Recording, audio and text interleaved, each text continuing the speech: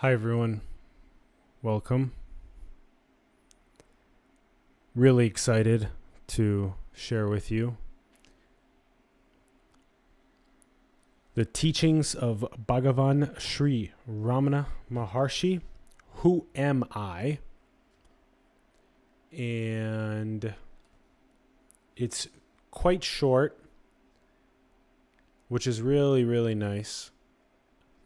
And I'm excited because it'll be something that many of you will then pick up. So the link will be in the bio and will likely profoundly positively influence your life because it's a very direct pointing from one of the most clear spiritual communicators ever. And self-inquiry does not require meditation. It does not require sitting on a cushion. It doesn't require long periods of silence. It just requires you to use your intellect to logically reason who you are beyond your costume. So what is the nature of consciousness? What is the nature of God? And how do you just become aware of the pure awareness that is shared among us all? That is that oneness, that is God, that is self. And it requires you to decline many things, including your thoughts, feelings, emotions, beliefs, perceptions, sensations, your body, your identity, your name, and for you to recognize what underlies everything. So I would love for you to also, as we go through this, if there are profound bits that you would like to go ahead and pause if you need to the video and write down those profound bits. If you'd like to also write them in the comments below, that'd be great, so we can build a little community of awesome comments down there and core takeaways, this type of stuff. And for those that are fresh to self-inquiry, this is very, very important. This is a core aspect to awakening enlightenment. And for those that are also even familiar with it, this is a really helpful direct pointing that's very short. So one thing that many people aren't aware of is that Sri Ramana Maharshi was not talking. He did not have the inclination to talk. And I frequently also have prolonged periods of silence, and it's quite nice because it really allows you to settle into the capital S self, God. Self-inquiry, nan-yar, who am I? So nan-yar, who am I? And self-inquiry, atma vichara.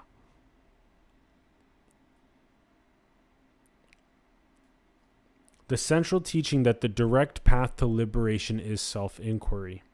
Who am I is persistently pursued. The I thought itself vanishes, leaving the supreme non-dual self alone. False identification of the self with the phenomena of non-self, such as the body and mind, thus ends, and there is illumination. To whom do they arise? Be extremely vigilant. Make the mind stay in its source, without allowing it to wander away and get lost in the mazes of thought created by itself. Mind that has gained skill in concentration self-inquiry becomes comparatively easy. Ceaseless inquiry that the thoughts are destroyed and the self realized in reality, in silence. And so this is where, as long as you have this mind staying in its source, as long as you have this I thought that you perpetually dissolve more and more of the I thought, what ends up remaining is the supreme non-dual self. And here's Ramana when he was 21.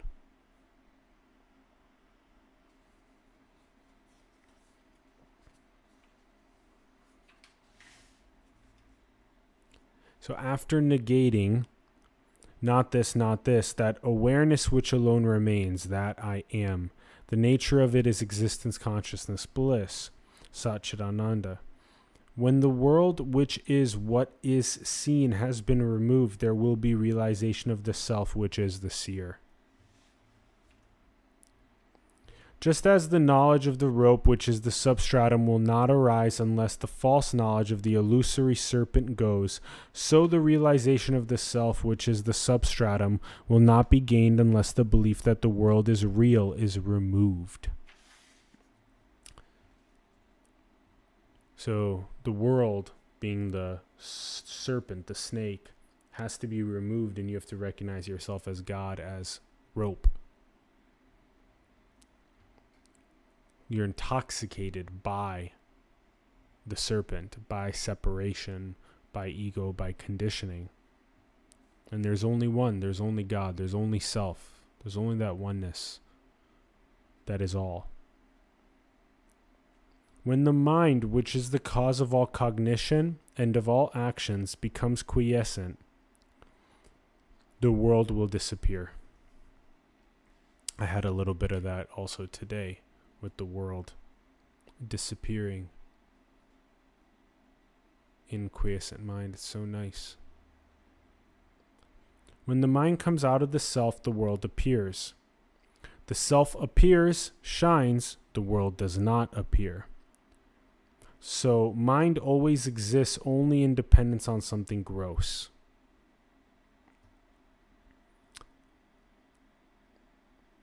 And apart from thoughts, there's no independent entity called the world. Just as the spider emits the thread of the web out of itself and again withdraws it into itself, likewise the mind projects the world out of itself and again resolves it into itself. And I love this here. Ramana says that the heart is the mind's origin. And so the I first arises in the heart, and that is the place of the mind's origin. And so basically, if you keep the mind in the heart, if you keep it inwardly turned, that's oneness, suchness. When the generates name form separation, this is the externalization of mind. The thought, who am I, will destroy all other thoughts. Boom. It will itself in the end get destroyed. There will arise self-realization. To whom has this thought arisen? Who am I? The mind will go back to its source. The thought that arose will become quiescent. Mind will develop the skill to stay in its source. When it stays in the heart, the names and forms disappear. Not letting the mind go out, but retaining it in the heart is what is called inwardness. Mind stays in the heart. The I, which is the source of all thoughts, will go, and the self, which ever exists, will shine. One should do without the egoity of I. If one acts in that way, all will appear as if the nature of Shiva, God. The thought I is the first thought of the mind, and that is egoity. Breath control is only an aid for rendering the mind quiescent. As thoughts get resolved, the mind becomes one-pointed and strong. For such a mind, self-inquiry will become easy. Taking of sattvic food in moderate quantities is the best of all restrictive rules, helpful in self-inquiry. As the meditation on the self rises higher and higher, the thoughts will get destroyed. One should persistently hold on to the meditation on the self. Abiding. Residual impressions are of two kinds. Auspicious is called good and inauspicious is evil. The mind should not be allowed to wander towards worldly objects and what concerns other people. If mind does not leave heart, you win the game of life. Both desire and hatred should be eschewed.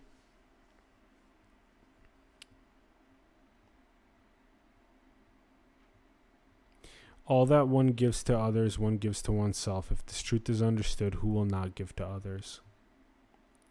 As thoughts arise, they should be destroyed then and there in the very place of their origin through inquiry, contemplation of the self unintermittently until the self is gained. What exists in truth is the self alone. The self is that where there is absolutely no I thought. That is called silence. He who gives himself up to this self that is God is the most excellent devotee. Giving oneself up to God means remaining constantly in the self without giving room for the rise of any thoughts other than that of the self. So stop carrying your luggage knot, put it down on the train.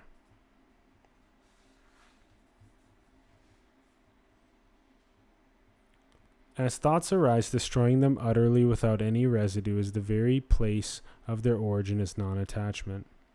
Each one of us should be endowed with non-attachment, dive within oneself and obtain the self-pearl. God and the Guru are not different. Reject altogether the categories that hide the self. The world should be considered like a dream. In dream, the mind takes on another body. All the texts say that in order to gain liberation, one should render the mind quiescent. There will come a time when one will have to forget all that one has learned. This is where I'm at right now. It's quite interesting.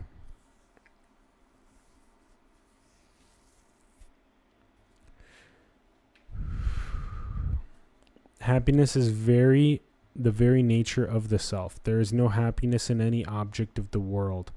When the mind goes out, it experiences misery. Mind becomes inward turned and enjoys pure self-happiness. A wise man stays permanently in the shade. The mind of the one who knows the truth does not leave Brahman. The mind of the ignorant, on the contrary, revolves in the world, feeling miserable, and for a little time returns to Brahman to experience happiness. What is called the world is only a thought. When the world disappears, when there is no thought, the mind experiences happiness. When the world appears, it goes through misery. No world, no thought, no misery, pure happiness, pure Brahman. Remaining quiet is what is called wisdom insight. To remain quiet is to resolve the mind in the self. Silence, no mind, pure suchness will forever be the highest teaching. Desirelessness is wisdom. Desirelessness is refraining from turning the mind towards any object. Wisdom means the appearance of no object. Not seeking what is other than the self is detachment or desirelessness. Not leaving the self is wisdom. Inquiry consists in retaining the mind in the self. Meditation consists in thinking that oneself is Brahman, existence, consciousness, bliss. Inquiring into the nature of oneself that is in bondage and realizing one's true nature is liberation. So realizing true nature is liberation. Retain the mind in self. Meditate on yourself as Brahman itself. Stay permanently in the shade. Become inward turned. Enjoy that happiness. Enjoy not having world, not having thought, not having misery. Wisdom being desirelessness. Happiness being the very nature of self. As soon as the mind goes out, it experiences misery. Remember, there will be a time when you have to forget everything you've learned. Rendering the mind quiescent is exactly what yields liberation. In dream, the mind takes on another body. So you can even see that logically right there. Just like this, God taking on a body. As thoughts arise, destroy them utterly without any residue in the very place of their origin. Is non-attachment. Get rid of all of the I thought, and then the self is what remains. Silence. Give yourself to God. Stop carrying around your luggage knot, coagulation of concepts and ideas, and separation and self and me and my and I, and put it down on the train. Mind should not leave the heart, wandering towards worldly objects and what concerns other people. What exists in truth is the self alone.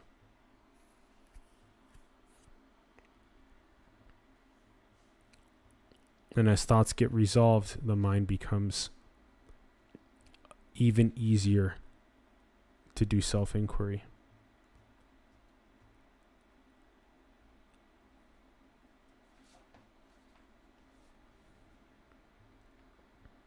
So the thought I is the first thought of the mind, and that is egoity. And that's the first link in dependent origination. Your I, me, my makes ignorance.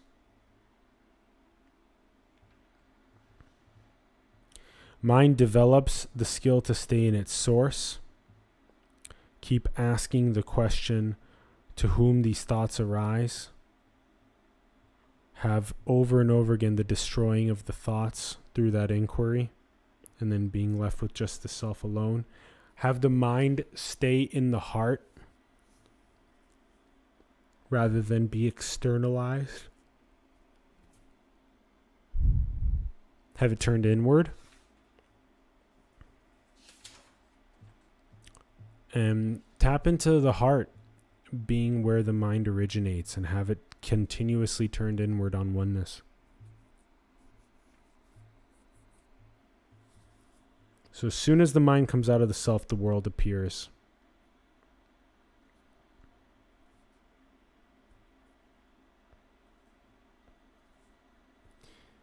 And you negate not this, not that. And then awareness alone remains that I am, existence, consciousness, bliss. The self is the substratum. So, world removed.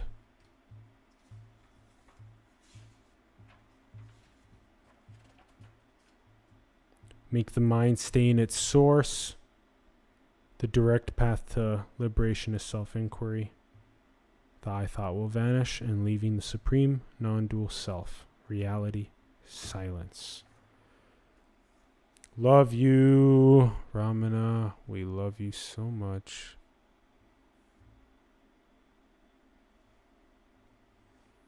The link's in the bio below, fam. Highly recommend getting this. It's a really simple, short read, really powerful for self-inquiry. Thanks for tuning in. Infinite love. Hope this was insightful. Hope this brought you value. So give it a like, help the algorithm, subscribe to the channel if you haven't yet. Leave a comment below with any of the powerful quotes from here or your core takeaways. Would love to see some convo happen down there. And share the video with other people that you feel like this would positively impact, resonate with.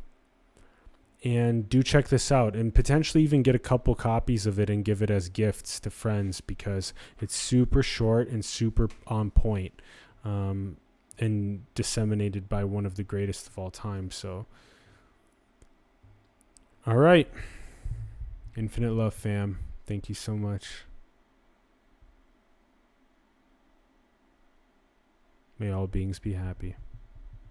May all beings be liberated.